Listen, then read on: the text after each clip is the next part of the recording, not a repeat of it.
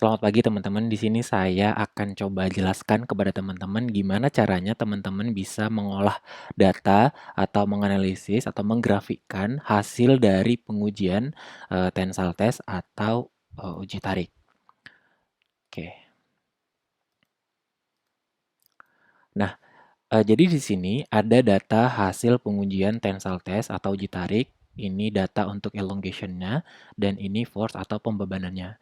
Sebut saja ini adalah material X dan ini luas penampangnya atau area 0,00129 meter kuadrat dan panjang awal dari sampelnya sebelum dilakukan pengujian 5,08 cm atau kita sebut juga dengan gauge length ya. Nah, di sini nanti kita akan coba mengetahui sifat mekanik dari suatu material hasil dari pengujian tensile test seperti YS, YM, PL, dan RS. Nah, untuk detail apa maksud dari ini semua nanti saya coba akan jelaskan kepada teman-teman. Nah, untuk menganalisis data dari hasil pengujian tensile test, kita membutuhkan data dari strain dan stress. Dari kedua data ini nanti akan kita gunakan untuk menggrafikkan hasil tensile test tersebut.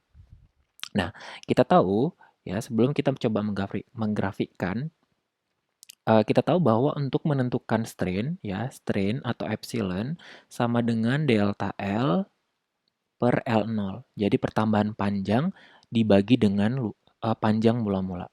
Kemudian untuk stres, stres itu sigma sama dengan F per A, di mana F ini adalah pembebanan atau force, kemudian A ini adalah luas penampang.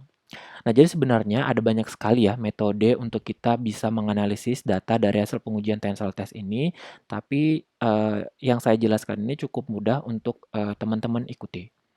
Oke, nah dari data ini yang sudah saya tuliskan atau saya dapatkan, maka kita bisa menentukan berapa untuk strain-nya. Berarti strain atau epsilon delta L per L0. Ini adalah delta L-nya dan ini adalah L0-nya. Kita tuliskan sama dengan delta L dibagi dengan L0. Ini L0-nya. Nah, sebelum itu kita kunci dulu. Bisa Fn F4 atau tambahkan aja simbol dolar gitu ya, karakter dolar. Sorry. Oke, nah kalau sudah terkunci, kita tinggal klik. Nah, ini adalah data untuk strain. Kemudian kita perlukan data untuk stress, di mana stress sigma F per A. F-nya ini pembebanan, kemudian dibagi dengan luas area. Kita kunci lagi. Oke. Nah, jadi di sini kita sudah dapatkan nilai dari uh, strain dan stressnya. Nah, supaya kita mudah untuk menggrafikannya, ini coba kita ubah karena ini satuannya adalah Pascal ya, atau Newton per meter kuadrat juga boleh. Uh, kita rubah dari stress ini yang satuan unitnya Pascal menjadi megapascal. Nah, di mana megapascal itu dibagi dengan 1 juta berarti ya. Oke, dibagi dengan 1 juta. Oke. Nah, sudah seperti ini. Nah, kalau sudah seperti ini, berarti kita sudah dapatkan data untuk strain dan stressnya. Nah, kita coba gambarkan grafiknya, kayak gitu. Untuk menggambarkan grafiknya dari data stress dan strain ini, teman-teman bisa klik insert, ya, insert, kemudian pilih yang ini sketcher with smooth. Kemudian setelah itu bisa select data, kemudian klik ini tambahkan seriesnya. Nah, untuk penampakannya sebenarnya bisa nanti saja, tapi bisa dituliskan supaya tidak lupa gitu ya.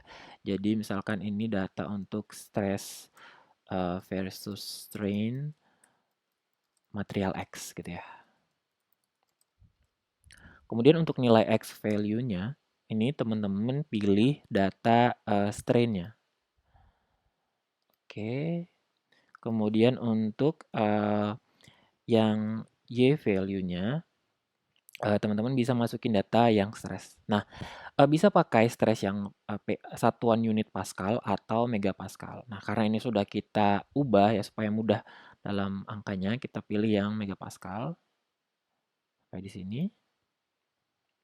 Nah, setelah itu kita langsung klikkan OK. Nah, seperti ini. Ini adalah data dari hasil pengujian stress strain material X ya. Kita anggap tadi materialnya X. Nah, setelah itu bagaimana cara kita menentukan yield strength, kemudian Young modulus, kemudian proportional limit dan uh, rupture strength atau breaking strength atau fracture strength itu sama saja ya definisinya. Oke. Nah, kita tahu di sini cara kita menentukan. Nah, ini berarti datanya untuk strain-nya ya. Ini strain, kemudian ini adalah stress-nya. Nah, kita bisa menentukan untuk yang modulus dulu. Nah, yang modulus kita tahu adalah slope ya, slope dari stress dan strain. Coba saya tuliskan.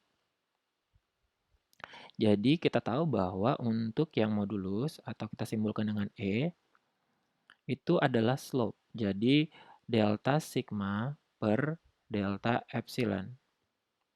Oke. Nah, berarti kalau seperti itu ini cara mudahnya ya. Teman-teman bisa masukkan aja rumusnya. Misalkan sigma slope. Oke. Nah, uh, cara kita menentukan yang modulus ini adalah line yang masih linear antara stress dan strain. Ya, kita tinggal lihat saja dari titik 0 sampai titik mana dia yang masih linear gitu ya, antara stress dan strain. Nah, kita bisa coba lihat ini ya batasnya berarti ini di poin 585. Oke. Berarti data untuk stresnya kita ambil dari sini sampai sini. Oke, kemudian titik 2 kita ambil data strainnya, berarti ini sampai sini. Sama dengan. Nah, berarti ini adalah yang modulusnya. Tadi kita coba tandai dulu batasnya sampai di sini. Oke, karena itu yang masih linear. Karena kalau udah 633 berarti di sini ya, ini kan sudah berbelok ya. Berarti tidak masuk ke masih daerah elastis. Nanti kita akan bahas di video selanjutnya apa perbedaan elastis dan plastis dari grafik stress dan strain. Nah, ini berarti kalau kita bagikan berarti 26,9 ini kita bisa bagi lagi ya. Karena ini kan tadi megapascal ya. Berarti kita bisa bagi ini dengan 1000 misalkan. Nah, kita tambahkan. Nah, jadi ini adalah yang modulusnya 26,979 gigapascal. Seperti ini. Ini adalah yang modulusnya. Oke. Nah, tapi ini cara manual ya. Coba kita buktikan dengan menggunakan langsung kita uji di grafiknya. Kita bisa pilih select data, klik grafiknya, kemudian uh, select data, oke. Kemudian kita bisa tambahkan seriesnya. Tambahkan series, misalkan ini kita berikan namanya ya, YM. Oke, sama dengan untuk X value-nya kita pakai yang strain. Sampai di sini ya, oke. Kemudian untuk yang Y value-nya kita pakai yang stress. Dari sini sampai sini. Oke. Oke. Nah, ini adalah grafik dari yang modulusnya. Kemudian kita klik, kemudian kita add red line. Oke, coba saya geser. Dan klik display equation on chart. Kemudian display R square. Nah, jadi teman-teman perlu ketahui kalau misalkan R kuadratnya ini makin mendekatin 1, maka nilai dari teman-teman yang dapatkan itu semakin baik gitu ya. Jadi kalau misalkan datanya nanti teman-teman bisa uji, kalau misalkan nanti misalkan setelah teman uji misalkan sampai 490 ternyata 0,96 gitu ya. Kemudian teman-teman uji sampai 585 ternyata dapatnya 0,996 berarti yang lebih tepat nilainya adalah yang ini kayak gitu. Oke. Nah, kemudian coba kita copy. Karena ini sudah mendekatin 1 jadi kita anggap sudah oke datanya sudah sesuai. Kita copy. Ini data dari hasil grafik ya. Nah, kita coba bandingkan datanya. Nah, di sini dari kita hitung manual tadi dengan slope kita dapatkan 26,979 gigapascal dan ini juga sama ya, 26,979. Jadi data yang kita dapatkan baik dari hasil grafik dan kita dengan formula slope juga benar seperti itu. Oke, kemudian bagaimana cara kita menentukan yield strength ya. Nah, yield strength ini kita bisa tentukan dengan 0,2% offset ya. Jadi gimana cara menentukannya? Kita tinggal tambahkan 0,2%. Jadi strain-nya kita tambahkan dengan 0,2%. Berarti 0,002. Oke, kemudian kita klik. Nah, kemudian bagaimana caranya menentukan stres? Nah, kita tahu modulus atau yang modulus sigma dibagi dengan epsilon. Nah, berarti kalau kita ingin menentukan stresnya, berarti modulus dikali dengan epsilon ya.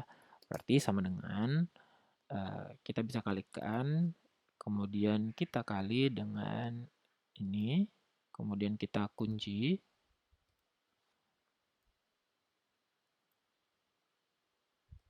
sama dengan, kemudian kita klik.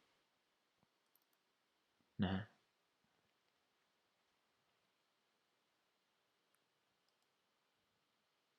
kemudian kita rapikan kembali.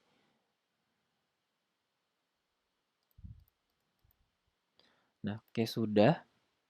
Kemudian kita lihat di sini ya, garis linearnya itu sampai di titik 5,9 5,85 kan. Oke, berarti kita boleh ambil poinnya sampai sini. Kita misalkan sampai sini. Oke, setelah itu kita coba gambarkan. Berarti selanjutnya yang ke bawah kita tidak perlukan ya. Oke, kita pilih klik lagi, kemudian select data. Ini coba saya pindahkan gambar saya. Oke, kita pilih select data. Kemudian kita tambahkan seriesnya, kita sebutkan misalkan NYS, yield strength. Kemudian untuk X value kita pakai data strain setelah di offset ya. Sampai sini. Kemudian untuk Y value-nya kita pakai stress. Dari data ini sampai sini. Oke. Kemudian kita oke. Nah, ternyata ini kan belum menyentuh nih. Jadi kita untuk menentukan yield strength itu ya intercept dari data 0,2 offset ini dengan data awal stress dan strain-nya kayak gitu. Nah, karena ini belum ada titik perpotongannya, kita coba tambahkan, kita klik, coba klik. Nah, kita tambahkan sampai 714 ke sini. Nah, berarti sudah ada titik potongnya ya. Nah, jadi cara menentukannya ya, ini memang ada banyak sekali perlu ketelitian. Jadi kita bisa coba zoom gitu. Coba kita zoom. Sebenarnya ini berarti di atas 593 dan di bawah 633. Seperti itu. Beberapa metode yang mungkin banyak kan dipakai orang itu tinggal di average kan, tinggal dirata-ratakan data yang 593 sorry 585 dengan 633 kayak gitu. Nah, tapi coba kita lihat di sini, kita zoom kira-kira itu berapa? Sebentar. Oke, kita coba cek di sini. Nah, ini berarti di atas 600 ya nilainya. Oke, coba kita klik ini, kemudian kita ganti format access-nya. Nah, kita bisa tambahkan misalkan jangan kelipatan 100 ya. Coba kita buat 50. Kita pengen lihat nih bagaimana perubahannya. Oke, nah ini terlihat. Ini setelah kita rubah skalanya di 50. Nah, berarti ternyata masih di bawah 650. Coba kita ganti lagi dengan misalkan 20 ya. Coba select data, sorry, kita pilih format access. Kita ganti coba 20 ya. 20. Oke. Oke, nah jadi ternyata kemungkinan di bawah 640 dan di atas 620. Jadi memang menentunya agak butuh waktu ya. Karena saya belum mendapatkan teknik yang terbaik. Nanti teman-teman kalau misalkan ada cara yang lebih mudah boleh infokan ke saya di kolom komentar. Nah, kalau misalkan kita lihat lebih detail, ya ini berarti di atas 620 ya, atau di bawah, kita coba ganti lagi, skalanya misalkan jadi 10, 10 deh.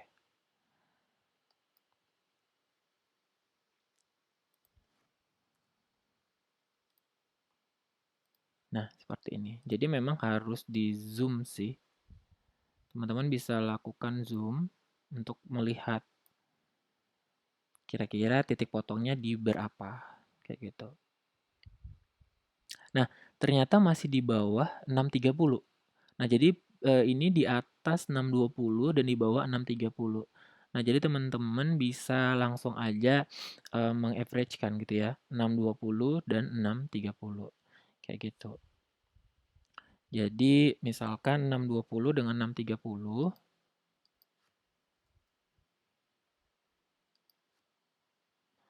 620 dan 630. Nah, jadi kita dapatkan YS-nya itu adalah 625 megapascal. Kita anggap seperti itu. Kurang lebih seperti itu, plus minusnya.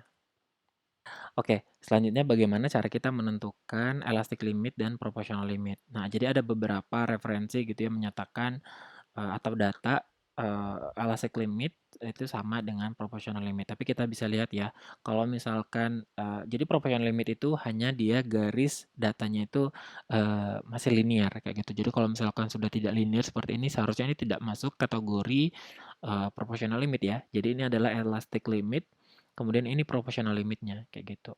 Nah, berarti elastic limitnya itu adalah 585. Number formatting. Oke. Oke, selanjutnya adalah penentuan nilai dari rupture strength, breaking strength, atau fracture strength. Nah, beberapa referensi ini sama saja, hanya penamaannya aja yang berbeda. Nah, teman-teman bisa pakai 604, 604 atau 620, 621 juga oke, kayak gitu. Kalau saya sih mengambil data yang tidak terlalu jauh ya perbedaan antara datanya. Jadi kalau misalkan nanti di sini datanya sampai ke bawah gitu ya terlalu jauh, saya ambil data yang khas, data yang tidak terlalu apa istilahnya tidak terlalu berbeda range perubahannya ya. Jadi bisa pakai 621 saja. Nah, ini jadi satuannya adalah tadi megapascal. Kemudian kalau yang modulus ini adalah gigapascal ya, seperti ini. Nah, jadi ini adalah datanya. Kemudian bagaimana cara kita untuk mungkin apa ya, memperbaiki gitu ya grafiknya supaya lebih terlihat bagus untuk dibaca gitu. Nah, teman-teman bisa coba ini kita zoom, kita kecilkan, kita zoom in. Nah, ini range-nya coba kita ganti ya. Tadi kan sudah kita ubah jadi 100 ya. Dari 100 ke 10 supaya enak terlihat. Seperti ini. Nah, kita kecilin lagi, coba sampai seperti ini. Nah, jadi gimana caranya kita memperbaiki kita tampilannya. Nah, teman-teman bisa klik chart design, kemudian klik ini, kemudian tinggal tambahkan axis title-nya mau apa, atau chart title-nya apa, misalkan above, ya. Kita tinggal tambahkan aja, misalkan stress strain, sorry. stress strain versus strain material X gitu ya. Namanya bisa material X stress versus strain atau stress versus strain material X, sama aja. Oke, kemudian kita tambahkan lagi nih datanya. Primary vertical. Nah, primary vertical ini tadi apa? Ini adalah stress ya. Stress. Stress bisa kita tambahkan megapascal misalkan unitnya. Oke, kemudian untuk yang di bawah, berarti kita bisa tambahkan axis title yang horizontal. Nah, ini tadi kita namakan adalah strain ya. Oke. Begini, kemudian kita bisa tinggal kita aja desain aja bagaimana supaya ini terlihat lebih bagus ya dibaca. Misalkan fontnya kita mau tambahkan lebih gede, boleh seperti ini. Kemudian kita bisa tambahkan legendnya kita supaya tahu ini kira-kira tiap garis ini maksudnya apa. Gitu ya, chart design, kemudian tinggal tambahkan legendnya. Bisa di kanan gitu misalkan. Nah, seperti ini. Atau kita bisa coba hapus gitu ya. Nah, mungkin ini better. Nah, seperti ini.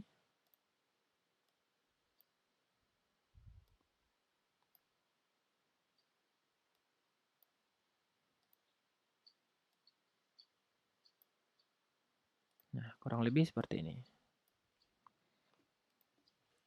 Nah, jadi cukup mudah ya teman-teman. Jadi teman-teman bisa melakukan seperti yang saya jelaskan. Dan kalau teman-teman belum paham, silakan tanyakan saja.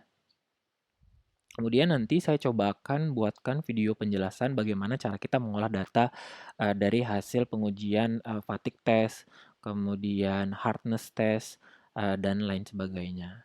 Dan di sini juga nanti coba kita, di sini kan kita masih menghitung ya, stress dan strain, tapi yang engineering. Nah, ada definisi lain yaitu true stress kemudian dengan true strain. Nah, nanti apa bedanya? Nanti coba kita pahami di kuliah sifat mekanik. Oke, demikian. Semoga penjelasannya dapat dipahami. Terima kasih semuanya dan selamat pagi.